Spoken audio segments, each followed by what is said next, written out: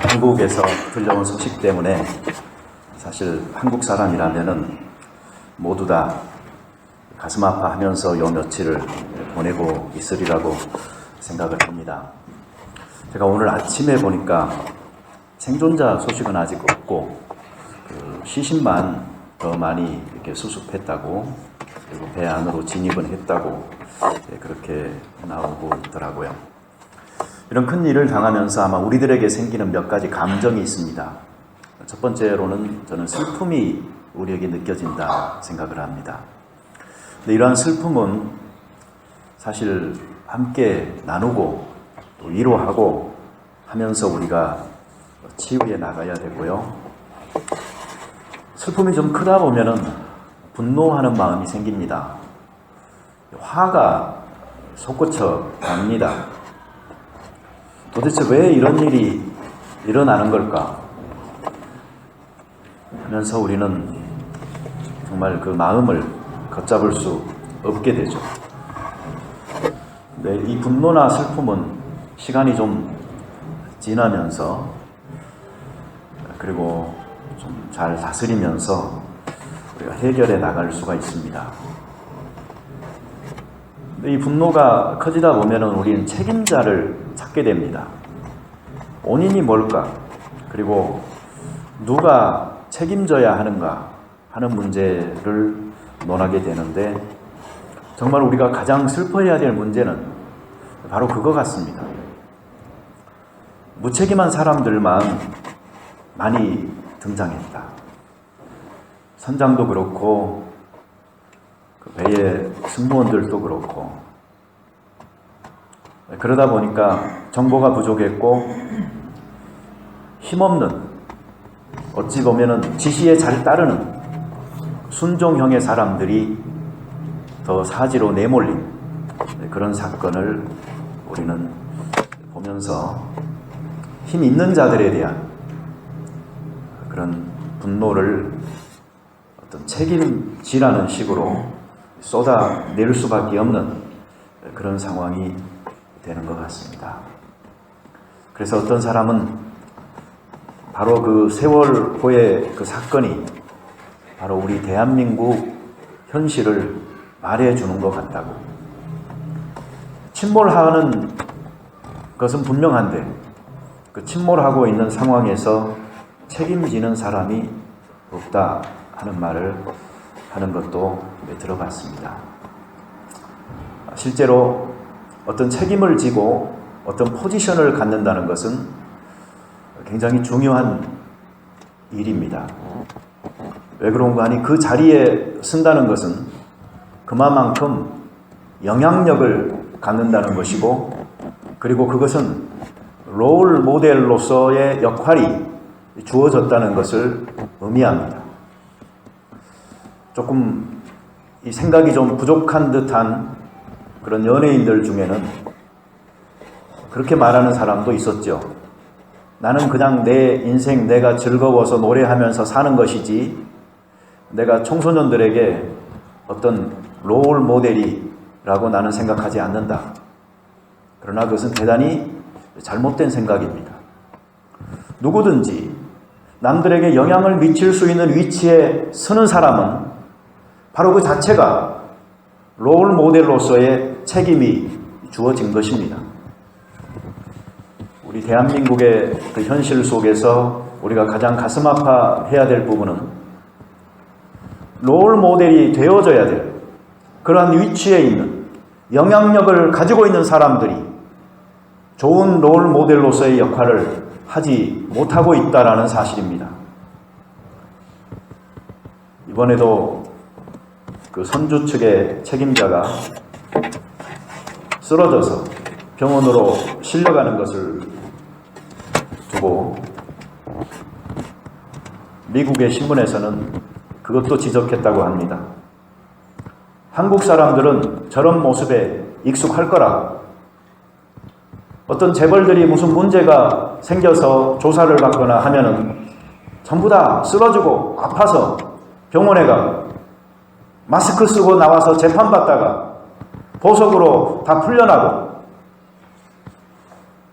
정의가 무엇인지 공정한 법 집행이 되지 않는 나라에서 롤 모델들이 없다 보니 사람들은 사사시대와 같이 다 자기의 좋을 바대로 행하면서 자기의 뱃속 이속들만 차리는 사회가 되어지다 보니까 대중들의, 힘없는 사람들의 안전과 그들의 권리에 대해서 무시한 채 자기 이익을 극대화하기에 바쁜 대한민국, 그래서 전체적으로 무너져가고 있는 나라라는 것을 다시 한번 느낄 수 있는 그런 시간이었습니다. 근데 그보다도 더 큰 문제는 아마 이런 스토리의 진행 전개를 보면서 우리 모두에게는 무력감이 느껴졌고 밀려왔을 것이다, 이렇게 생각을 해봅니다. 내가 할 수 있는 게 없다는 것, 저렇게 많은 생명들이 생사를 알 수 없는 물속 밑에 작은 공간에 갇혀서 죽어가고 있는데, 또는 구조를 애타게 기다리고 있는 생명이 있을 텐데도 우리가 그곳에 가까이 접근하지도 못한 채 며칠을 보내는 그 시간들을 보내면서 우리는 나라는 사람, 아니면 우리 대한민국, 아니면 지금까지 인류가 만들어왔던 문명의 발전이라는 것이 저런 상황에도 제대로 대처하지 못하는, 무엇인가 할 수 없는 그러한 그 무기력함, 이러한 것들을 이번에 우리는 많이 경험하고 있을 거라고 생각합니다. 여러분, 저는 슬픔이나 분노나 책임이나 무력감이나 모든 것들을 전 국민, 아니면 세계의 많은 사람들이 함께 느끼고 있지만, 이 모든 것을 통해서 정말 인생이라는 것이 참으로 약하구나, 인생이라는 것이 참으로 무기력하구나, 불가항력적인 일들이 많구나, 내일 무슨 일이 일어날지 한시 앞도 못 보면서 자기 인생을 살아가는 것이구나 라는 그러한 사실들을 우리가 좀 더 깨달을 수 있으면 좋겠습니다.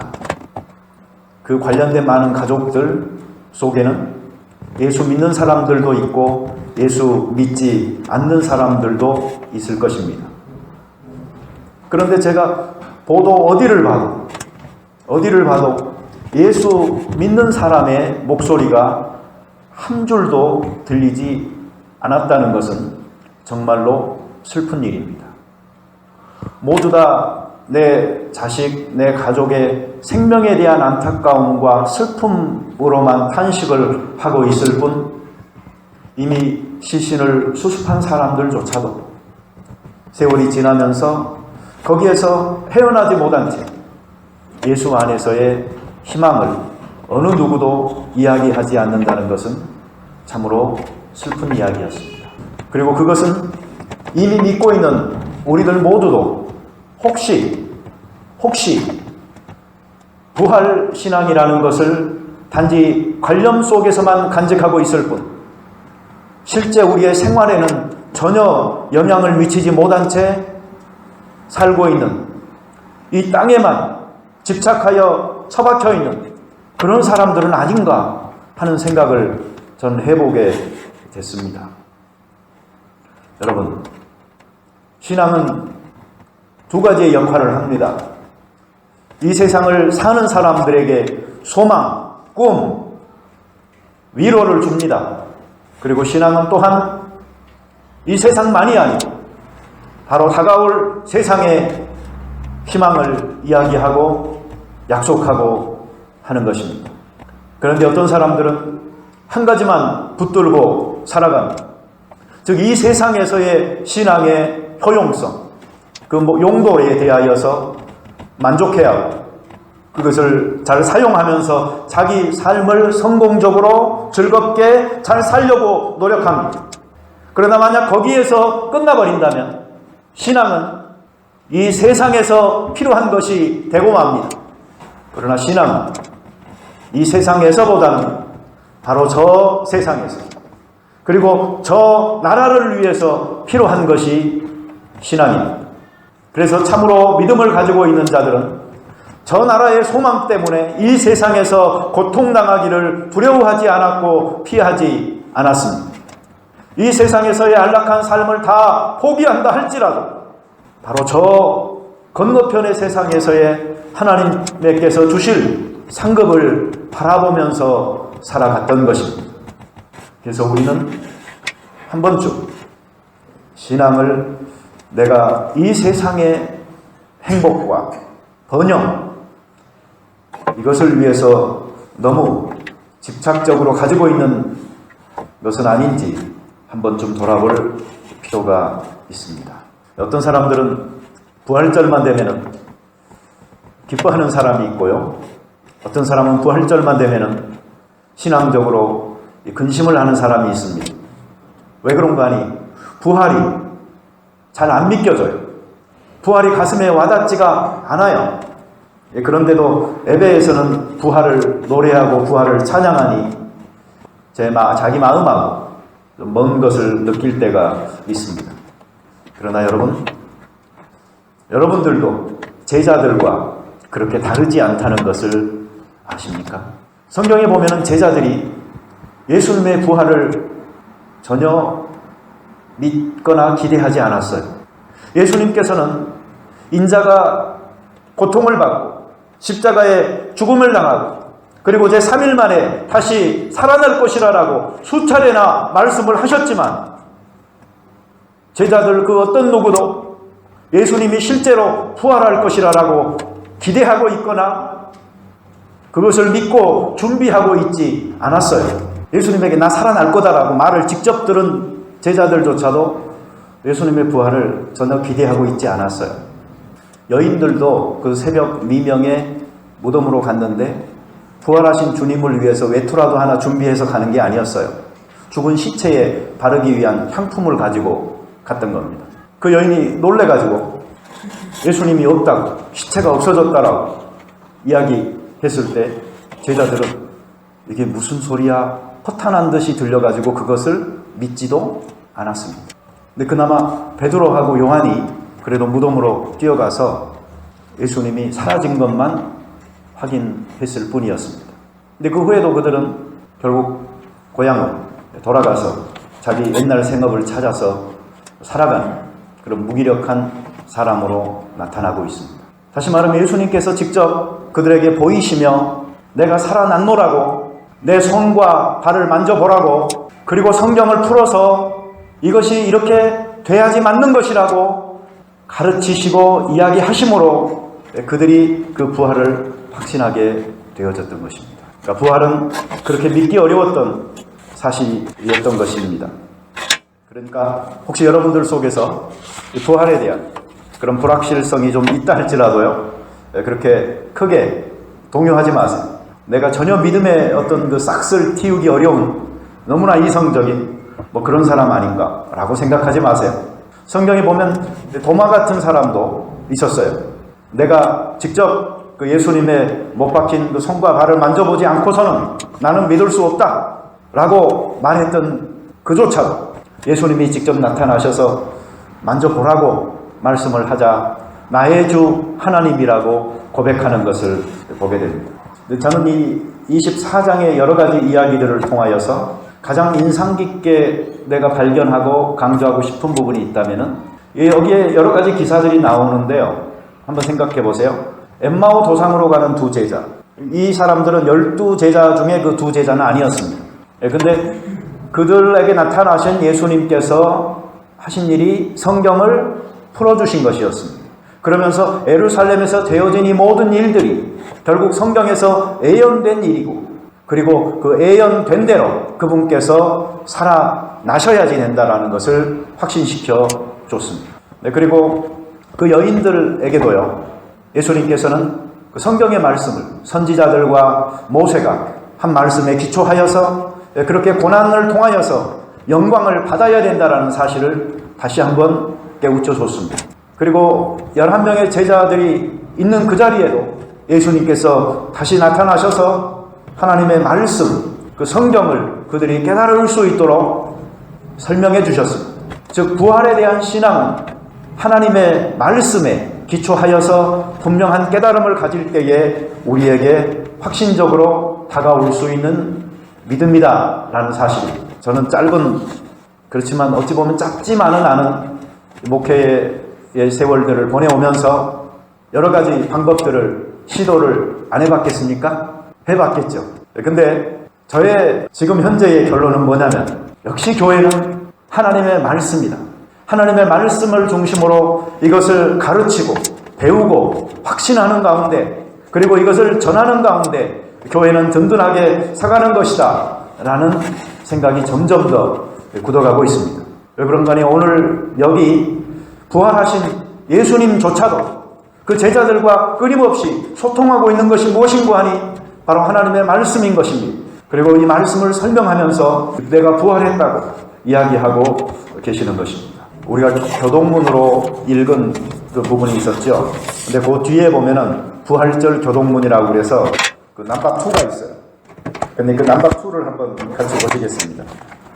네, 134번이 중간 부분부터 봐보세요. 그리스도께서 만일 다시 살아나지 못하셨으면 우리가 전파하는 것도 헛것이요 또 너희 믿음도 헛것이며, 만일 그리스도 안에서 우리가 바라는 것이 다만 이 세상의 삶뿐이면 모든 사람 가운데 우리가 더욱 불쌍한 자이리라. 그러나 이제 그리스도께서 죽은 자 가운데서 다시 살아나사 잠자는 자들의 첫 열매가 되셨도다. 아멘. 부활이 없다면 누가 가장 불쌍한 사람들이에요? 우리가 가장 불쌍한 사람들이에요. 믿는 자들, 그리고 더욱더 잘 믿는 자들, 불쌍한 자들이에요. 왜 그런 거 하니? 믿음이 그렇잖아요. 믿음이 있고 없고 이게 좀 불분명할 때는 믿는 사람인지 안 믿는 사람인지 별로 구별이 안 가요. 근데 믿음이 이렇게 자라기 시작하면서 뭔가가 조금씩 구별이 됩니다.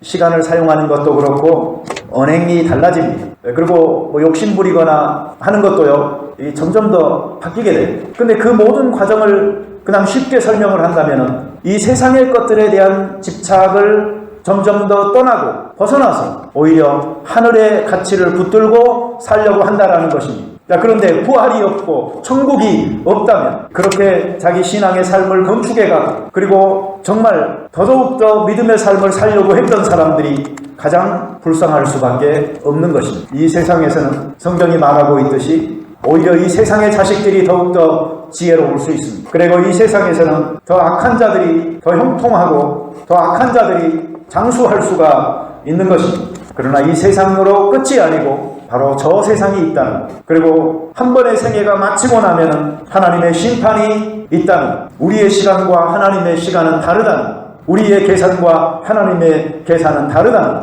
바로 그것이 우리 모든 믿는 자들의 소망이요 힘인 것입니다. 우리가 이번에 그 세월호 침몰 사건으로 인해서 생명에 대한 생각들이 지금 굉장히 많으실 겁니다. 그러나 중요한 건, 여러분 성경에 보면은 예수님께서 죽은 사람을 살린 적이 있습니다.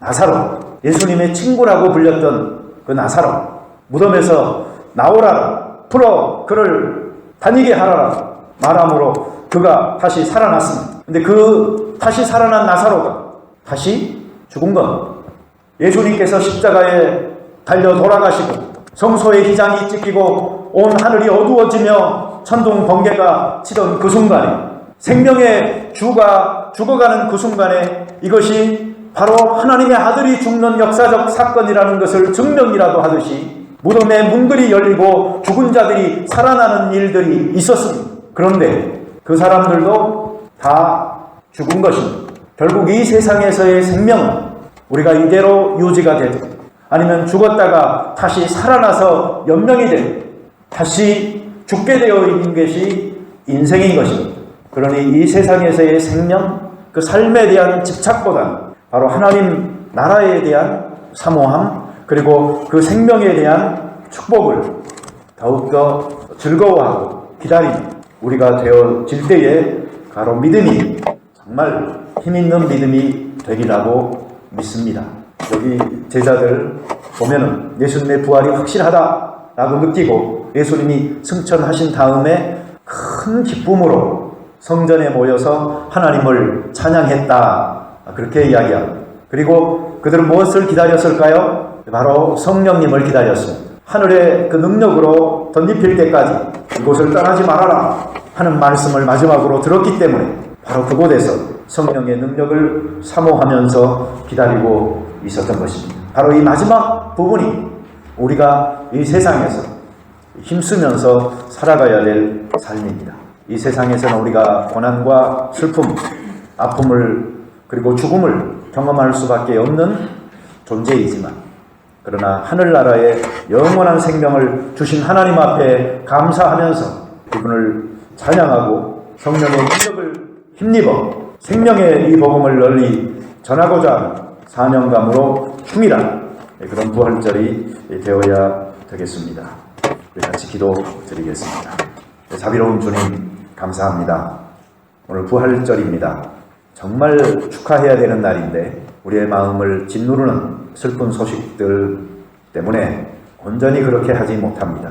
그러나 주님, 우리가 위해서 기도하는 바는 죽었다가 다시 살아나는 사람이 아니면 다시 살지 못하고 하나님 앞으로 가는 사람이든 관계없이 그리고 그 모든 유가족들이 이 땅 위에만 집착하는 삶에서 벗어나 바로 영원한 생명에 대한 관심을 갖고 믿음의 세계가 열리는 귀한 계기가 될 수 있도록 도와주시옵소서. 하나님, 모든 사람이 기원하듯이 정말 한 명이라도 생존자의 소식이 들려올 수 있도록 그리하여 우리가 함께 기뻐할 수 있도록 하나님 축복하여 주시옵소서. 그리고 이로 인하여 큰 슬픔을 당한 모든 유족들 하나님께서 위로하여 주시옵소서. 정말 사람이 어찌해 줄 수 없는 그런 그 심정의 뼈아픔을 하나님께서 임마누엘 하나님으로 다가가서 하늘나라의 소망을 주시고 그 슬픔을 딛고 일어나 또 다른 내일을 기약하는 삶을 살아갈 수 있게 축복하여 주옵소서. 책임 있는 위치에 있는 사람들이 주어진 그 특권들을 가지고 자기들만을 위해서 사용할 때에 어떠한 일들이 일어나고 있는가를 큰 교훈으로 받아들이는 귀한 계기가 되어질 수 있도록 도와주심으로 우리 대한민국 전체가 생명을 가장 귀히 여기는 나라로 바뀌는 그런 계기가 되게 도와주시옵소서. 아버지 하나님, 이민사회 속에서 여러 가지로 힘든 육체적 일을 하면서 마음의 짓눌림을 당하는 우리들에게도 이 부활의 소식이 큰 기쁨이 될 수 있도록 도와주시옵소서. 이 세상에서의 삶이 다가 아니고 부활한 후에 하나님의 나라에서 함께 나누게 될 성찬의 만찬을 생각할 수 있도록 하시고 주님과의 교제와 성도의 교제를 생각하면서 세상에서는 너희가 환난을 당하나 담대하라, 내가 세상을 이기었노라라는 주의 말씀을 힘입어 오늘도 우리에게 맡겨진 삶을 기쁨으로 잘 감당하는 저희들 되게 도와 주시옵소서. 성찬의 떡과 잔을 저희가 함께 나누면서 슬픈 마음 속에 이 부활의 기쁨과 생명의 기운들이 자리 잡을 수 있도록 도와주시옵소서. 그리고 부활의 첫 열매가 되신 주님을 따라 우리가 부활의 둘째 열매가 될 때에 우리의 눈에 있는 모든 눈물을 씻겨주시고 위로하여 주실 그 순간 생각하면서 우리가 감사하게 도와주시옵소서. 예수님의 이름으로 기도드리옵나이다. 아멘.